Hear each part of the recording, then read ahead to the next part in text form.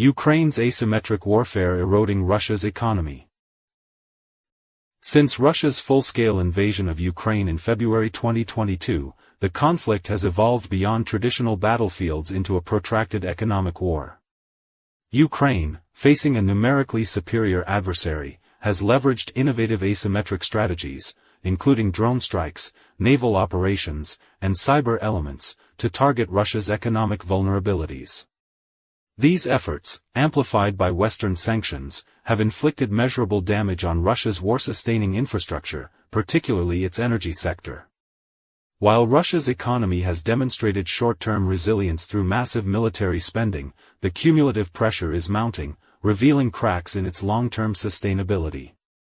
Russia's oil and gas sector, which accounts for roughly 40% of federal budget revenues, has become a prime target for Ukrainian forces.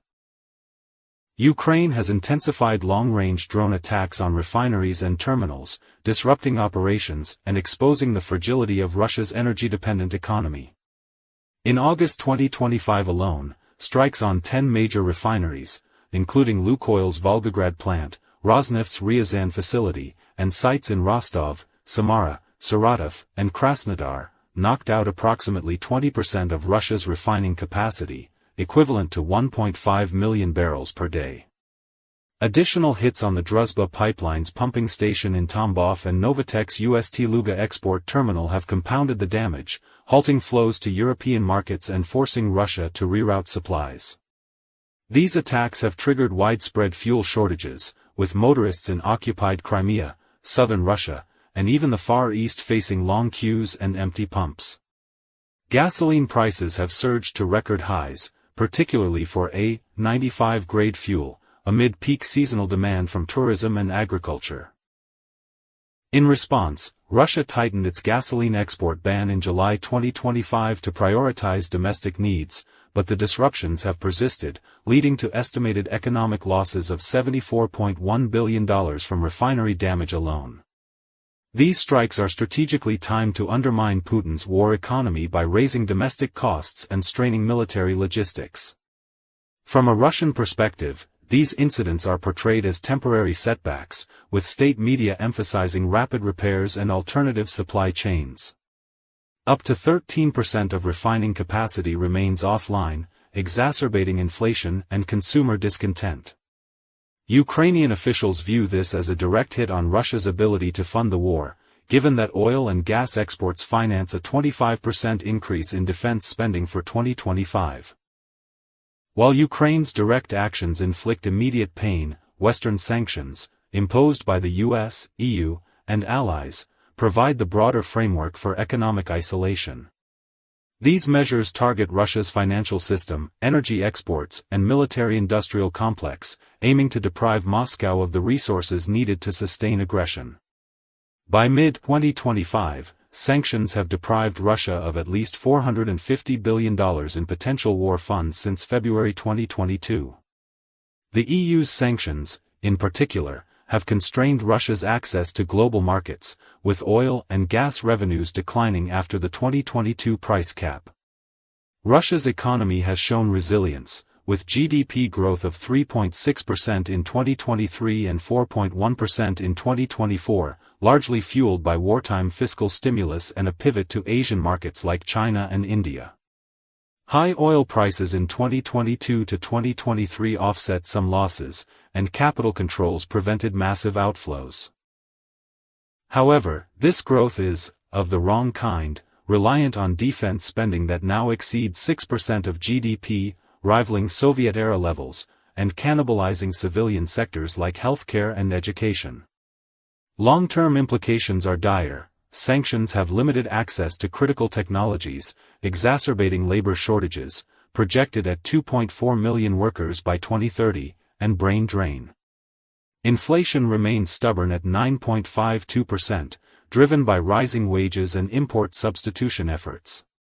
Economy's adaptability, drawing on lessons from 2014 sanctions, has blunted immediate collapse, but highlighted a mortgaged future, with depleted reserves and overdependence on hydrocarbons. Ukraine's naval drones have transformed the Black Sea into a contested zone, eroding Russia's maritime superiority and indirectly hampering its export economy. Unmanned surface vehicles, USVs, have sunk or damaged around 40% of the Black Sea Fleet, including high-profile losses like the cruiser Moskva, corvette Ivanovets, and landing ships Caesar Kunikov and Sergei Kotov. These operations, evolving from defensive to offensive phases, have forced Russia to relocate ships from Sevastopol to eastern ports, isolating Crimea and disrupting amphibious capabilities. Economically, this has implications for Russia's grain and energy exports, which rely on secure Black Sea routes. The campaign's low-cost model, USVs at $10,000 or less, highlights Ukraine's innovation, commoditizing naval warfare and challenging Russia's high-value assets. Russian countermeasures, including aerial patrols and electronic warfare, have been partially effective, but Ukraine's adaptations, such as arming drones with missiles, have maintained pressure.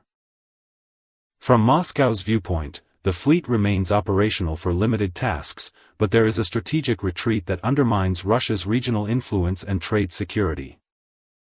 The war has hollowed out Russia's economy from within. Military spending, now over 40% of the budget, has driven growth but at the expense of productivity and civilian welfare.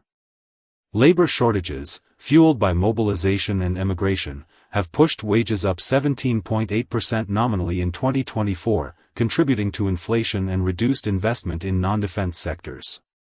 Payments to soldiers and families, equaling 1.5% of GDP, have boosted consumption in poor regions but represent de-economics that could collapse post-war.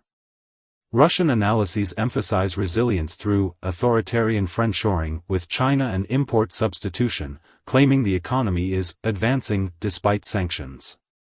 However, this masks stagnation, with predictions of a slowdown to below pre-war averages and potential recession if military stimulus ends.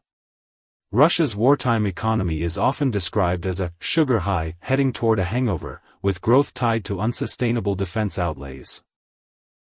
Pro-Russian viewpoints highlight diversification, 43% of GDP non-energy and defense, and trade pivots, asserting sanctions have failed to collapse the system. But illusion of Russia's strength hides deep structural weaknesses, including technological isolation and demographic decline, which will intensify post-conflict.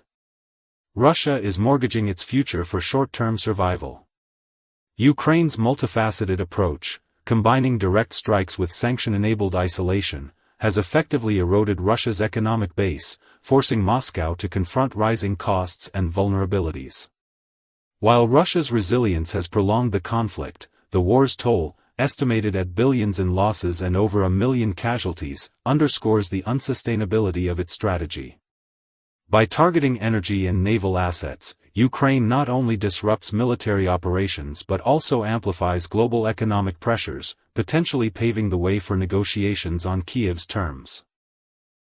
As the conflict enters its fourth year, these tactics highlight how a smaller nation can leverage innovation to challenge a superpower's economic might.